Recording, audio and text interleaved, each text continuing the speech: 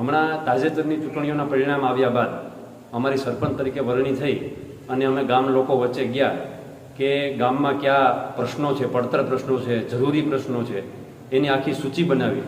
તો એમાં સૌથી મોટો પ્રશ્ન અમારા ગામના વડીલો મુરબ્બીઓએ અમને જણાવ્યો કે આપણા કંટાળા ગ્રામ પંચાયતમાં 2009ની સાલમાં સ્વજલ ધારા યોજના વાસ્મો અંતર્ગત પીવાના પાણીની ટાંકી 50,000 લીટરની કેપેસિટીની બનેલી અને 2010માં એક વખત સફાઈ થયેલી.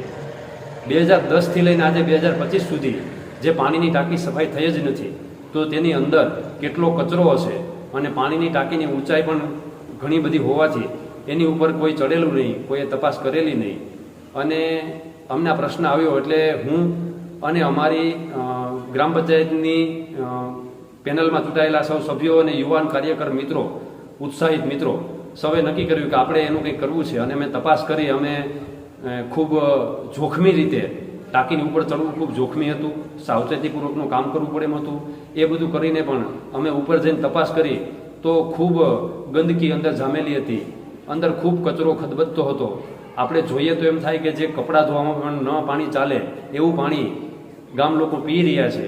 તો એની અમને ચિંતા થઈ કે કંટાળા ગામ એ મારો પરિવાર છે, મારું ગામ છે, તો મારો પરિવાર આવું પાણી પી રહ્યો છે અને હું અને મારી ટીમ એને વેદના થઈ એ પાણી જોઈને. અને અમે નક્કી કર્યું કે ભલે જોખમી હોય, સાવચેતીપૂર્વક કરવું પડે એમ હોય, ગંભીર કામ હોય, પણ આ કામ કરવું છે.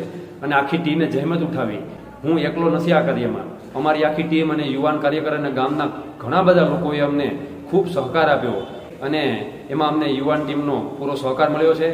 અને જેમ મારા ઘરની હું જેમ પૂરી સફાઈ કરતો હોય એવી જ ભાવનાથી મને એવું થયું કે આ ગામ પણ મારું જ છે, મારો જ પરિવાર છે, તો આ કામ કરવું જોઈએ.